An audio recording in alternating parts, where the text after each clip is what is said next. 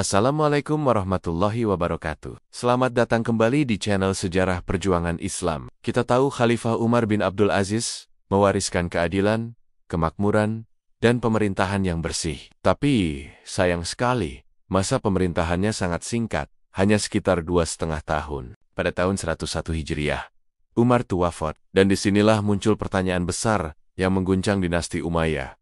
Siapa yang akan menggantikan khalifah paling adil ini? Apakah reformasi akan berlanjut?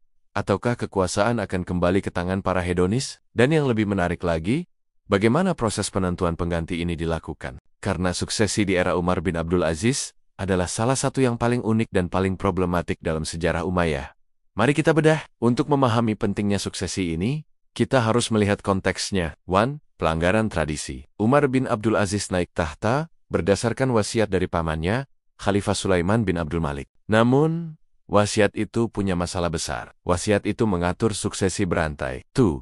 Sistem suksesi lama. Wasiat Sulaiman menetapkan bahwa setelahnya, yang berkuasa adalah Umar bin Abdul Aziz. Dan setelah Umar, tahta harus kembali kepada Yazid bin Abdul Malik, saudara khalifah sebelumnya. Ini adalah upaya mengembalikan tahta ke garis keturunan sebelumnya. 3. Ancaman reformasi. Umar II tahu, jika Yazid bin Abdul Malik naik, semua reformasi, pengembalian harta, dan penegakan keadilan yang ia perjuangkan, kemungkinan besar akan dibatalkan. Yazid dikenal memiliki gaya hidup yang jauh berbeda. Umar bin Abdul Aziz harus menemukan cara untuk mengamankan masa depan kekhalifahan tanpa melanggar janji atau memicu perang saudara. Inilah tantangan terberatnya sebelum wafat. Maka, Umar bin Abdul Aziz mengambil keputusan yang cerdas namun berisiko tinggi. Dia memodifikasi wasiat yang ia terima, namun tetap berusaha memenuhi kewajibannya. 1. Memenuhi kewajiban pertama. Umar II tetap menunjuk Yazid bin Abdul Malik sebagai penggantinya yang pertama. Ini ia lakukan untuk menghormati wasiat pendahulunya Sulaiman dan meredakan ketegangan politik dari Bani Umayyah yang ingin garis keturunan mereka berkuasa lagi. Jadi, Yazid bin Abdul Malik resmi menjadi pengganti Umar bin Abdul Aziz. Kedua, penunjukan pengganti kedua yang strategis. Tapi disinilah kecerdikan Umar II muncul. Ia sadar, Yazid mungkin tidak akan melanjutkan reformasinya. Maka, Umar menunjuk pengganti kedua setelah Yazid, yaitu Hisham bin Abdul Malik.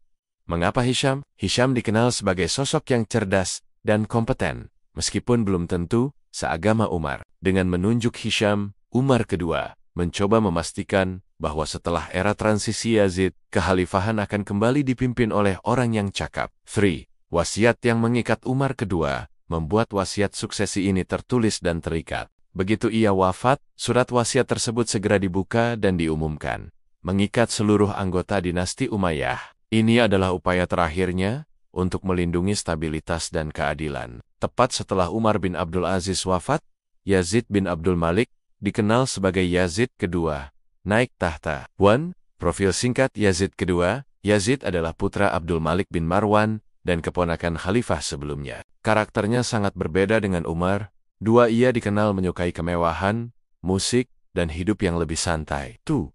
Berakhirnya era emas begitu Yazid kedua berkuasa, banyak kebijakan reformasi Umar II yang segera dibatalkan. Pengembalian harta.